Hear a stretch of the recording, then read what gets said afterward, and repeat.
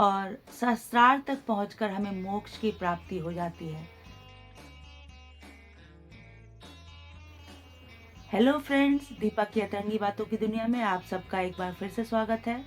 दोस्तों, आज जो कहानी लेकर मैं आप सबके सामने प्रस्तुत हूँ वो है तो उस जमाने की जब गुरुकुल हुआ करते थे, परंतु वर्तमान संदर्भ के लिए भी यह कहानी बहुत उपयुक्त है। यह कहानी है पूर्वोत्तर भारत के एक जाने माने गुरुकुल की, जहाँ विद्यार्थियों को उच्च शिक्षा प्राप्त करने के लिए उनका असेसमेंट अर्थात आकलन किया जाता था। तो इसी संदर्भ में गुरुजी ने अपने सारे विद्यार्थियों को बुलाया और कहा कि चूंकि तुम्हें साधना, सेवा, संकीर्तन और शुद्धि की शिक्षा दी गई है, तो तुम सबने इसे किस हद तक आत्मसात किया है, इसे किस हद तक समझा है, इसका आकलन आज से ठीक 1 साल बाद किया जाएगा। मैं 1 साल के लिए किसी कार्यवश बाहर जा रहा हूँ। जब वहां से लौटूंगा तो तुम सबका आकलन करूंगा। तुम में से जो सबसे योग्य विद्यार्थी होंगे, सिर्फ उन्हीं विद्यार्थियों को उच्च शिक्षा के लिए चुना जाएगा। जब गुरुजी वापस लौटे तो सारे विद्यार्थी उनके सामने उपस्थित हुए और सारे विद्यार्थियों ने अपने अपने तरीके से साधना, सेवा, संकीर्तन और शुद्धि की व्याख्या की। लगभग सारे विद्यार्थियों का जवाब एक जैसा ही था और गुरुजी उनके जवाब से बिल्कुल भी संतुष्ट नहीं थे। सिर्फ एक विद्यार्थी ने बिल्कुल ही अलग तरीके से व्याख्या की। लगभग सारे विद्यार्थियों ने साधना के संदर्भ में यही कहा कि हम सुबह उठकर प्राणायाम और योगाभ्यास करने के बाद आंखें बंद करके ध्यान लगाने की कोशिश करते थे, और सेवा के संदर्भ में ज़्यादातर विद्यार्थियों ने यही कहा कि वे प्रतिदिन चौराहे पर जाकर भूखे व्यक्तियों को भोजन खिलाते थे, और अगर राह में कोई लाचार या अंधा व्यक्ति मिल जाता था तो उन्हें उनके गंतव्य तक पहुंचाने की कोशिश करते थे।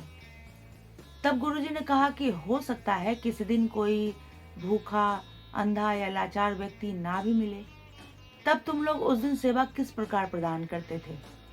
तब उन विद्यार्थियों ने कहा कि हम यह सोच लेते थे कि आज ईश्वर ने हमें सेवा प्रदान करने का मौका नहीं दिया है। संकीर्तन के संदर्भ में ज्यादातर विद्यार्थियों ने यही कहा कि हम आश्रम के नियम के अनुसार सुबह और शाम भजन गाया करते थे।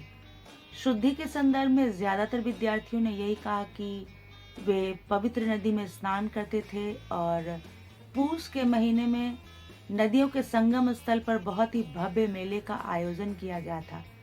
वहां जाकर भी उन्होंने स्नान किया था। उनका मानना था कि उस संगम स्थल पर स्नान कर लेने से उनकी सारी बुराइयां दूर हो जाएंगी, उनके सारे पाप कट जाएंगे। परंतु एक विद्यार्थी जो उन सब से अलग बैठा सबकी बातें सुन रहा था, उसे बुलाकर गुरुजी ने पूछा कि तुमने साधना, सेवा, संकीर्तन और शुद्धि का पालन किस प्रकार किया। तब उस विद्यार्थी ने कहा कि जहाँ तक मैं समझ पाया हूँ, साधना का तात्पर्य है अपने मन और इंद्रियों को साध लेना, अर्थात अपने मन और इंद्रियों को अपने नियंत्रण में रखना, ना कि हम उसके नियंत्रण में हों। और जहाँ तक सेवा की बात है, तो आश्रम में रहने वाले किसी भी विद्यार्थी को जब भी मेरी सहायता की ज़रूरत पड़ी, मैंने उसकी सहायता की, और साथ ही आश्रम में रहने वाले सभी पशु पक्षियों की मैंने बहुत ही अच्छे से देखभाल की।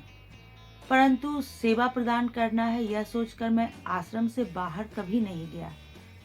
और जहाँ तक संकीर्तन का सवाल है, तो आश्रम के नियमानुसार सुबह शाम मैं भजन में शामिल अवश्य होता था, परंतु मैं प्रतिदिन गांव के ज्ञानी जनों के साथ कुछ देर अवश्य बैठता था और वेद और पुराणों में लिखी गई बातों की चर्चा किया करता था।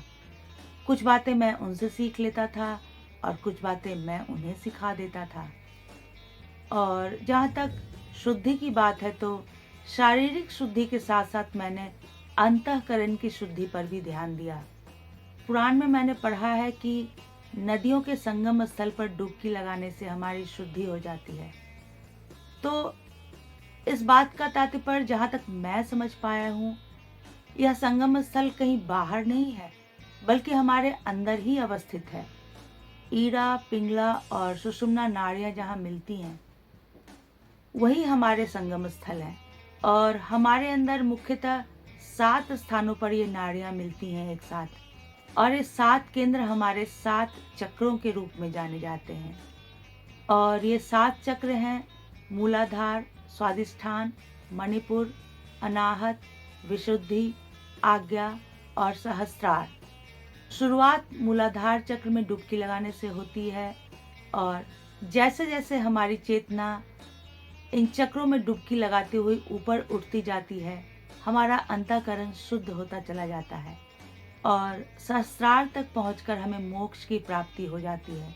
अर्थात हम अनंत के साथ एकाकार हो जाते हैं, हम शिव तत्व में विलीन हो जाते हैं। वहां पहुंचकर हमें यह अनुभूति होती है कि मैं ही परम ब्रह्म हूँ। यह सुनकर गुरुजी बड़े प्रसन्न हुए और उन्होंने उस विद्यार्थी को गले से लगाया और कहा कि एकमात्र तुमने ही साधना, सेवा, संकीर्तन और शुद्धि के सही अर्थ को समझा है, और तुम ही वह विद्यार्थी हो जो उच्च शिक्षा प्राप्त करने के योग्य हो। तो दोस्तों, देखा आपने, बिल्कुल साधारण से लगने वाले ये 4 शब्द साधना, सेवा, संकीर्तन और शुद्धि के कितने गहरे अर्थ होते हैं। अगर इन 4 शब्दों के वास्तविक अर्थ को हम भी अपने जीवन में उतार लें, तो निसंदेह हमें भी सफल होने से कोई रोक नहीं सकता है। ऐसे ही कुछ अन्य तरंगी बातों के साथ मैं फिर से हाजिर होंगी। तब तक के लिए बाय बाय।